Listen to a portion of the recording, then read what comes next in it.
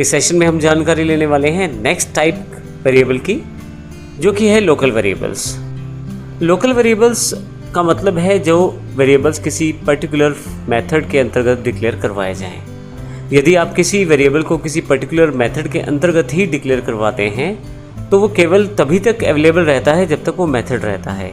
जैसे ही मेथड ख़त्म हो जाता है तो वो लोकल वेरिएबल भी अपनी एग्जिस्टेंस से हट जाता है, अर्थात वो भी आपके पास मेमोरी में अवेलेबल नहीं रहता। मुख्यतः यह आपके पास मेथड्स में लोकल वर्कआउट के लिए वेरिएबल डिक्लेयर किए जाते हैं। इसको एग्जांपल के द्वारा अच्छी तरह से समझा जा सकता है। जैसे यहाँ अभी हम एग्जांपल देखें, क्लास कार हमारे पास है, नीचे की तरफ एक सेट स्पीड एक मेथड दिया गया है। इस सेट स्पीड मेथड के अंतर्गत एक वेरिएबल डिक्लेयर किया गया है, इंटीजर लोकल वेरिएबल। ये जो लोकल वेरिएबल है ये यदि आप ध्यान दें तो इस पर्टिकुलर मेथड के अंतर्गत डिक्लेयर है, अर्थात इसकी कॉरस्पॉन्डिंग्स ब्रैकेट जो हैं वहाँ तक इसकी अवेलेबिलिटी रहती है। जैसे ही आप इस ब्लॉक से बाहर जाएंगे इसकी अवेलेबिलिटी ख़त्म हो जाएगी और इसको आप प्रयोग नहीं कर पाएंगे। यदि हम इसको प्रैक्टिकल एग्जांपल में देखें तो लोकल एग्जाम्पल डॉट जावा के नाम से हमारे पास फाइल अवेलेबल है। आइए हम प्रैक्टिकल एग्जांपल में देखते हैं कि लोकल वेरिएबल्स है क्या और किस प्रकार से प्रयोग किए जा सकते हैं। यहाँ मेरे पास ऑलरेडी एक एग्जाम्पल अवेलेबल है, लोकल एग्जाम्पल डॉट जावा।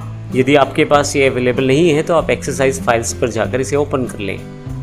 मेरी क्लास का नाम लोकल एग्जाम्पल है और इसके अंतर्गत एक वेरिएबल जो कि इंस्टांस वेरिएबल है INS वेर के साथ डिक्लेयर किया गया है। यह एक इंस्टांस बेस्ड या ऑब्जेक्ट बेस्ड वेरिएबल है जो हमने सबसे पहले टाइप का वेरिएबल किया है।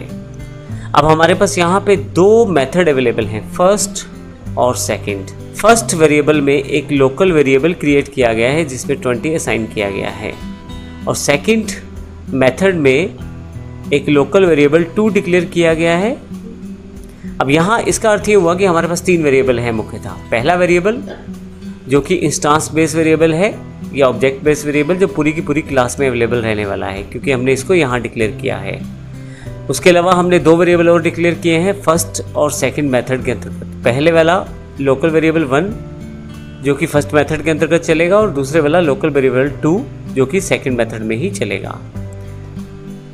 इसके बाद हमने नीचे की तरफ आते हैं और वॉइड मेन में हम system dot out dot println के साथ एक हमने यहाँ ऑब्जेक्ट बना लिया है अपनी क्लास का v के नाम से और इसके द्वारा हम सबसे पहले इस वेरिएबल को कॉल करते हैं जो कि हमारे पास इंस्टांस बेस्ड वेरिएबल है। यदि मैं इसे एग्जीक्यूट करूं और यहाँ देखूं तो मेरे पास अवेलेबल है आउटपुट 10 के रूप में क्योंकि इसकी वैल्यू 10 थी। क्योंकि ये ऑब्जेक्ट बेस या इंस्टांस बेस वेरिएबल था तो इसको मैं डायरेक्टली यहाँ कॉल किया है मैंने और इस ऑब्जेक्ट के साथ v ऑब्जेक्ट के साथ इसे इंस्टांशिएट करके v ऑब्जेक्ट के साथ मैंने इसे कॉल किया है। परंतु यदि मैं यहाँ लोकल वेरिएबल को यहाँ कॉल करना चाहूँ तो क्या कर सकता हूँ, आइए देखते हैं। लोकल वेरिएबल 1 अब यही मैंने यहाँ पे कॉल करने की कोशिश की है और यदि देखें तो यहाँ पे एक एरर पहले से ही अवेलेबल हो गया है, local variable 1 can not be resolved और इज़ नॉट अ फील्ड, अर्थात यह एक वेरिएबल एग्जिस्ट ही नहीं कर रहा। क्यों नहीं एग्जिस्ट कर रहा? क्योंकि जैसे ही आपने इस वेरिएबल को यहाँ डिक्लेयर करवाया था तो यह केवल इस बाउंड्री के अंतर्गत ही अवेलेबल हो पाएगा और यहीं पे चल पाएगा। जैसे ही मैं इस ब्रैकेट से बाहर आकर जैसे कि स्टैटिक वॉइड मेन में इसे प्रयोग करना चाहता हूँ तो नहीं हो पाएगा। इसी कारण से इन्हें लोकल वेरिएबल्स कहा जाता है क्योंकि इनकी जो एग्जीक्यूशन की जो स्कोप रहता है वो केवल अपने मेथड या ब्लॉक तक ही अवेलेबल रहता है।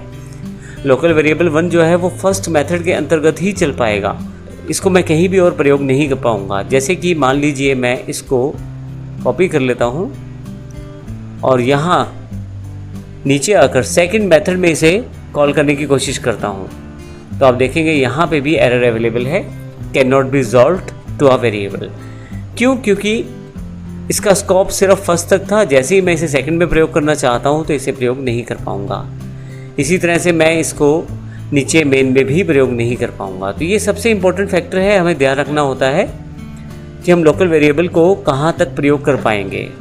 इसी तरह से सेकंड जो मेरे पास मेथड है इसमें मैंने एक लोकल वेरिएबल 2 डिक्लेयर करवाया है, ये भी केवल इस ब्लॉक के अंतर्गत ही चल पाएगा। अगर मैं इसको नीचे कॉल करना चाहूँ ऑब्जेक्ट के साथ तो इसे भी कॉल नहीं कर पाऊँगा क्योंकि ये भी सेकंड मेथड के साथ ही जुड़ा हुआ है और इसे बाहर इसे एग्जीक्यूट नहीं किया जा सकता। अब यहाँ पे सबसे इम्पोर्टेंट एक बात, जो हमारे पास इंस्टेंस बेस्ड वेरिएबल रहते हैं वो पूरी क्लास में कहीं भी आप उन्हें एग्जीक्यूट कर सकते हैं। जैसे हम यहाँ पे फर्स्ट मेथड में भी कॉल कर रहे हैं, सेकंड मेथड में भी और मेन मेथड में भी, जो कि स्टैटिक है, तो ऑब्जेक्ट के साथ इसे यहाँ पे कॉल किया जा रहा है। जबकि जो हमारे लोकल मेथड होते हैं वो केवल अपने ही ब्लॉक में या अपने ही मेथड के अंतर्गत चल पाते हैं।